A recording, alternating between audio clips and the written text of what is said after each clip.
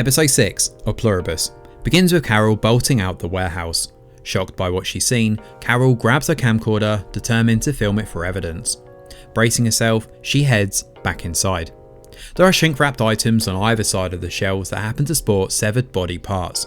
The whole place is filled with these parts, vacuum sealed and ready to be consumed. The joined are using a meat grinder to cook the bodies and then turning that into sustenance. There's a slick bit of editing here as Carol walks through the doors and ends up back home again. Whilst there, she packs up her things, and instead of having the drone send the video over, she's going to give it a personal touch this time. After all, she has no idea whether the videos are even getting to the survivors. Now Mr. Diabate is busy cosplaying James Bond's Casino Royale, and when the card game is up, the joined work silently to clean up the mess. Diabate is right in the heart of Las Vegas, living the high life. After getting cozy with a whole bunch of women in a hot tub, Carol shows up. She's guided to the Westgate Hotel, where Diabate is here waiting for her. He's actually seen Carol's old videos, and she's quite surprised that the joined are chill with showing him this. However, she's even more taken aback when Diabate has already figured out the joined are eating people. Sure, it's disturbing to him, but to help ease her mind, he has a video of his own to show her. Now with John Cena in the role of narration, he explains that the liquid the joined have been drinking is mostly stockpiled foodstuffs that are close to spoiling. They also include 12% of what they're calling HDP, which stands for human derived protein.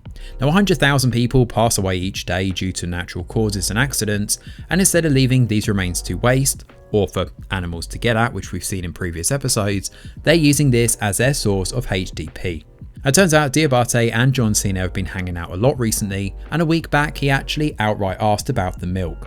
All the other survivors are also aware of this, and they share Diabate's nonchalance. If that wasn't enough, the joined are likely to die within a decade if they don't sort out their food, so the HDP argument is a good one, at least from their perspective it is. When Carol finds out about the schmoozing and closeness of the other survivors, minus Manousos, who's keeping quiet, she realises how very alone she is. Nobody else shares her concerns and it's difficult to take.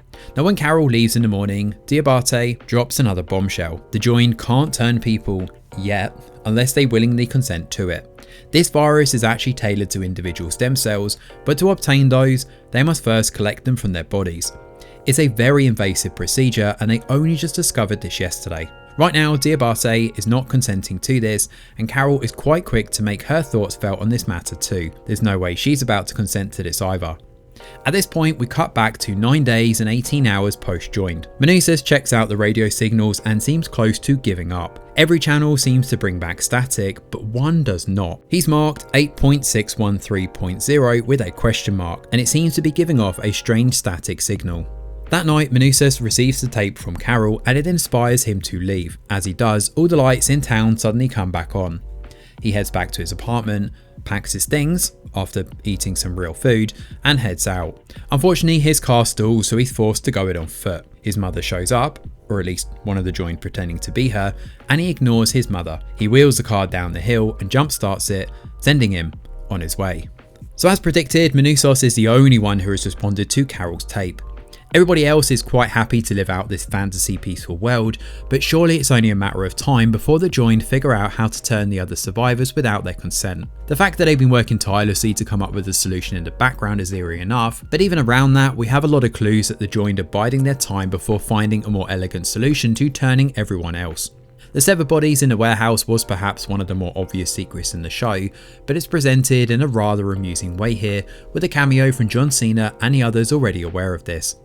The show has a way of blending these little bursts of comedy around darker drama and mystery elements in a pretty compelling manner.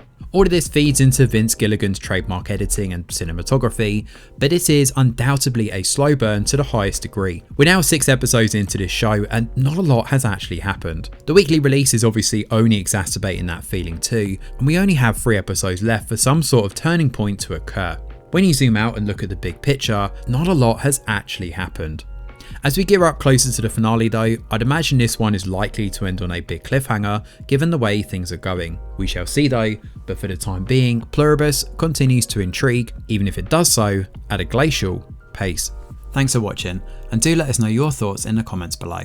Smash a like or subscribe to the channel, your support is very much appreciated. I'm Greg Wheeler, and from all of us over here at The Review Geek, we'll see you on the next video.